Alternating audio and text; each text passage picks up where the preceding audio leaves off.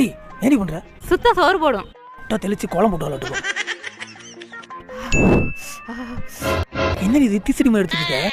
பாட் பிரியாணிங்க. உள்ள ஏதோ இருக்கு. என்ன சூடு. ஏய் என்ன உள்ள ஆம்லெட் இருக்கு. பிரியாணி என்ன? இதுலயே இருக்குங்க. உங்களுக்கு அதெல்லாம் தெரியாது. இவளுக்கு முட்டை எப்படின்னு தெரியுமோ? ஐ எக்கு.